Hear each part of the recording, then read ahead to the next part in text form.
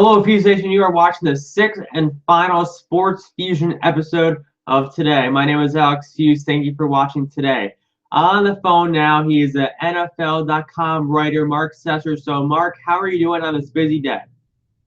I'm doing good at the end of the day finally, and we're one day away from a real game, so I think we can get excited about that. How are you? I'm doing pretty well, and NFL football kicks off tomorrow. And there's been a few big news announcements today. Drew Brees and the Saints announced their contract extension with the team. So how is this contract extension important for the fans to know about?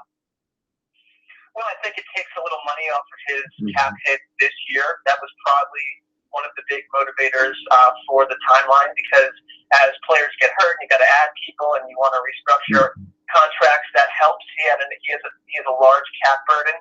But also it's, trying to figure out how to ensure that Drew Brees and Coach Sean Payton finish their careers together. And I think this does that. They just extended the coach, Payton, during the offseason, so it aligns them. And, Brees is one of these quarterbacks that is promised to play well into his 40s. So until you really see a decline, you don't get rid of Drew Brees. You hold on to him. It's hard to find guys like this. And they're basically saying we're going to ride with him until the arm falls off. And so it makes sense. There's nothing controversial about it. It's expensive, but no one's surprised that Drew Brees is expensive. Yeah, and also there's also been a few other announcements today. Emmanuel has agreed with a 3-year contract extension with the Broncos. So this is also another reason why should fans know about this one, and how does this help the Broncos in the next few years? I think the Broncos also realize that they have the only the only team in the league with two 1,000-yard pass catchers 2 years in a row. Demaryius Thomas and Emmanuel have been fantastic for this team. A lot of that came from the Peyton Manning-led offense. Last season, though, we saw that Sanders had well over 1,000 yards and a bunch of targets with some pretty bad quarterback plays. So they're betting that he's about to turn 30.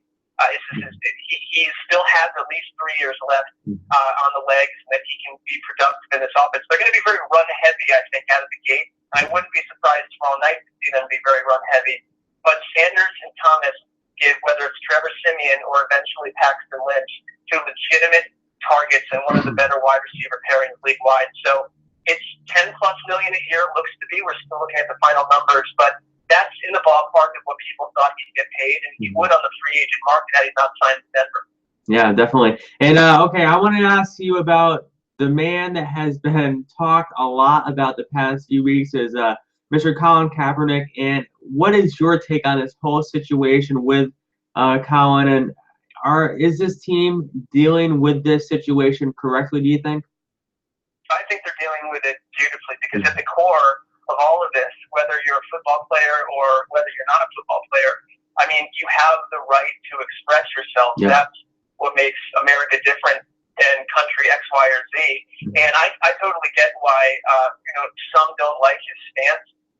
From where I stand, I certainly respect America personally, but I also really respect how well Colin Kaepernick has expressed his ideas. This is a guy that was not want to speak to the press necessarily for his time as a starting quarterback dating back to 2012. It wasn't something he loved to do. I think that we've seen a completely new version of Colin Kaepernick who believes completely in what he's doing, and it's made a difference. I think that he's started a conversation around an important topic. So, this is what peaceful protesting extends citizens of this country. So I think he's handled it well. I think his teammates are behind him, the coaching staff's behind them. It's not the easiest thing for a team to get excited about, but I think they've not overreacted. They've allowed him to express his rights. What more can you ask for? Yeah. And one other player that has been talked about immensely over the past few weeks, even though he won't be seen for the first 4, is Tom Brady. So how do you think this Patriot team can do without Tom Brady is the main question going into the season. So I want to ask you, how do you think the Patriots will be able to do and accomplish come week 1 against the Arizona Cardinals? I think the timing helps, as it would have last offseason. This didn't just get popped on them. This is different than the Vikings losing Teddy Bridgewater to a freak injury and having to bring in a veteran to learn the offense in 1 minute. It's a quarterback that's been incubated in a Tom Brady quarterback room for 3 years now, and someone that was being prepared to play last year. He's done it. He's doing that again now. So there's a lot of preparation and a lot of teaching going on. But there's no question that the down step from a Tom Brady on the field and what he's able to do before the ball even snapped is just there's only 2 or 3 guys in the league, even sometimes in our lifetime, that can do it to his level. So there's a big step down. I think you've got to wonder what it's going to be like to play in an offense where he didn't have Julian Edelman, he didn't have a lot of starters with him during the preseason if you're Garoppolo. Yeah. So it's going to be some bumps, but I also think this is the best coached team in sports. So, predicting doom is a little bit overreactionary. I think they've got to get out of this with a 2-2 record. By the way, they've gone 2-2 with Tom Brady a few times as well. Yeah. It's usually later in the year that the Patriots catch total fire. That's true. And, Marc, I want to ask you before we wrap up this interview, I want you to put on your prediction cap. Who do you think the dark horse of the 2016 NFL season is going to be this year? Do you mean in terms of like the team that's going to kind of sneak into the playoffs when we didn't really expect that to happen? Yeah. That's a good one. I look at a team maybe like the Tampa Bay Buccaneers down in the South, who I think they've got a good young quarterback, and they've got other parts in place in a division where you're going to get to play a relatively weak group of teams outside of Carolina. I think the Tennessee Titans are a team that on our podcast we've talked about a lot, because I think that team under John Robinson, the GM, has transformed the whole feel of the Titans and what they want to do a lot in one offseason. I think that's really important.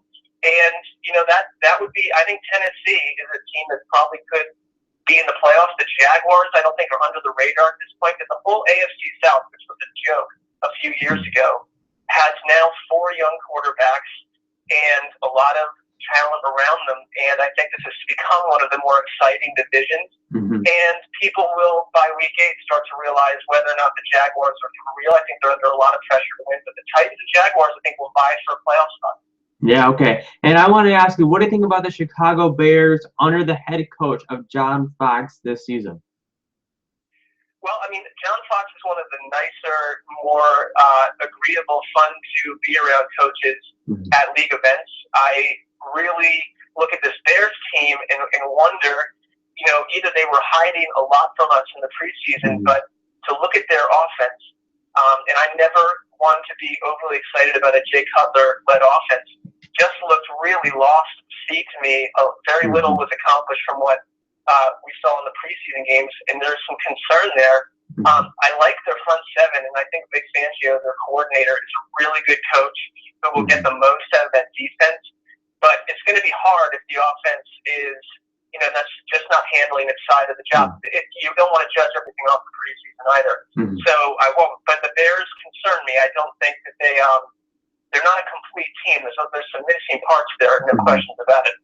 Yeah, okay. Okay, Marc, I want to say thank you for coming on this Sports Fusion episode. And I want you to express and tell the fans that are watching this show, you mentioned earlier about a podcast. I want you to tell the fans of the Fuse Nation, where can they listen to that podcast, and where can they find you on Twitter? You can find me at Marc Sessler NFL. It's just MARC, S as in Sam, ESSLER NFL at Twitter. And then the podcast, if you go to our group's handle around the NFL, which is a part of NFL.com, it's hard not to just scroll down and see the links to the podcast. And that will take you to our iTunes page, or also to our NFL.com kind of docking bay for the web, for the podcast. And we do them 3 times a week. During the season, it's typically going to be Tuesday, Thursday, and we do a special Sunday night show that recaps every game. So that's usually during the season our most popular version of the show, and it will be running all the way up right up until Super Bowl Sunday. Wow, that's great. Okay, Marc, thanks for coming on the Sports Fusion episode this evening. Thank you, man. I really enjoyed it. Good luck to you this season. Thank you. Okay, Fuse Nation, just heard from NFL.com writer Marc Sessler. Who did he think the dark horse of the NFL season was? and he thinks the Patriots are going to go 2-2 without Tom Brady. Okay, Fuse Nation, this wraps up 6 solid Sports Fusion episodes of today. My school starts tomorrow, so I'm gonna go get some rest now, and you'll be seeing me in a few weeks with a few more Sports Fusion episodes. You can find me on Twitter at AlexFuse and on Facebook at AlexFuse as well. Okay, Fuse Nation, stick around, have a stunning night, and I will see you soon. Thanks for watching.